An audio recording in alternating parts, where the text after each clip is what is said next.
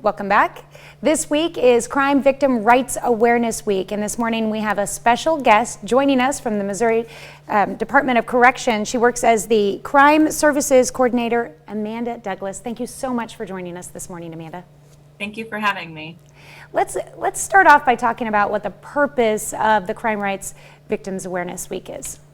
So the goal is essentially to bring light and attention to victims' rights and help them ensure that they're getting their justice and making everybody aware of it. And this is an awareness week that's held every year, each year with a different theme. What's the focus of this year's theme? This year's theme is rights, access, and equity for all victims. And so essentially enforcing victims' rights, expanding access to services, and ensuring equity and inclusion for all. Let's start off by talking about victims' rights. What are the basic victims' rights that everyone needs to know?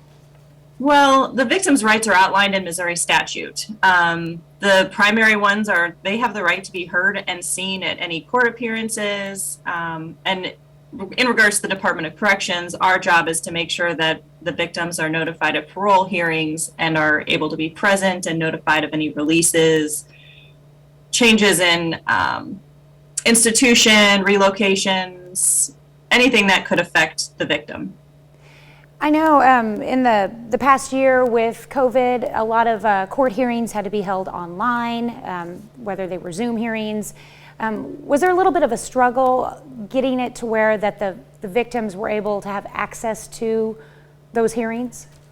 Well, our office has been, the Department of Corrections, went to doing video conferences for hearings. And so we have continued and been able to just keep going without a stop. There hasn't been a pause in getting victims present for hearings. Okay, well, that's good. And even if it's a hearing that they're not, scheduled to attend or have to attend, they have an ability to watch it. Well, parole hearings are closed hearings, but if they're present, they're able to appear in our office with the parole board via video conference. Okay, so they would have to be present in person then? Correct. Okay. Rights to, you were talking about other rights to be involved in the hearings and to be involved in the entire process. Do you want to elaborate on that a little bit more? Well, from start to finish, victims have the right to be at any court appearances, even before they're sentenced, whether the court appearance is something small and minor or a sentencing. They have the right to be heard at sentencing. They have the right to make statements. Once someone is within the Department of Corrections, they have the right to be notified which institution the offender's at, any release dates, the parole hearings, essentially any changes with the offender. A lot of times I get asked the question whether or not is it the victim's decision to prosecute or is it the state's decision to prosecute? Essentially, the state is the one that is filing charges. Victims have the right to give their input as to what they would like to see happen, but the prosecutor's offices are the ones that file charges. So essentially, it's in the hands of the prosecutor. Okay. All right. Well, we kind of already touched on a little bit of the access, but are there other resources that you'd like to talk about that victims need to know that they have access to? Oh, gosh. There is women's shelters if there's domestic assault or those kind of situations. There's shelters all over and counseling centers all over the state. There's so many resources. Legal services. Legal services. There's Mid-Missouri Legal Aid will help victims and anybody in the community really at a fairly low cost, I believe. There's just a bazillion resources across the state. Okay. And is there like a one-stop place where victims know that they could go to find access to all of these? Well, our office is able to refer victims anywhere they need to be. Prosecutors' offices, if they're going through through the court process, should be able to refer those victims to their local resources. Okay. And the last theme or aspect of this year's theme is equality. Let's touch on that a little bit. We just want to make sure everybody's treated equally. Everybody's given the same rights.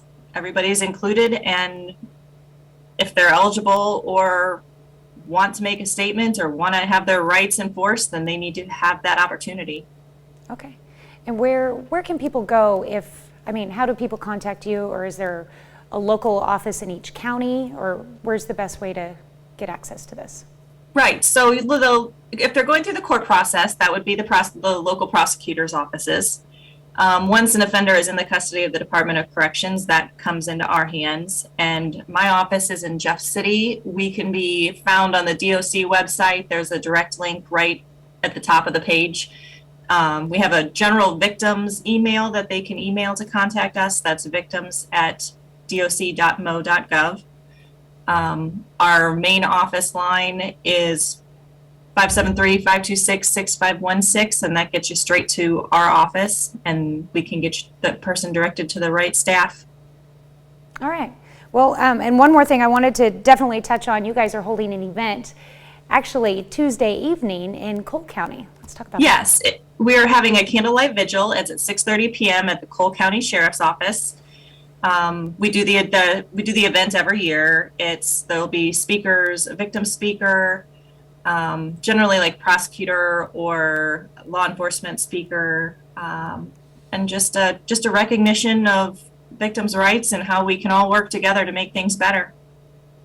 All right. Well, thank you. Thank you so much. You can find this information on our website later this morning if you want to refer back to it at KOAMnewsnow.com. And again, Amanda Douglas from the Missouri Department of Corrections Victim Services Coordinator, thank you so much for joining us this morning. Thank you. Have a great day. You We'll be too. right back.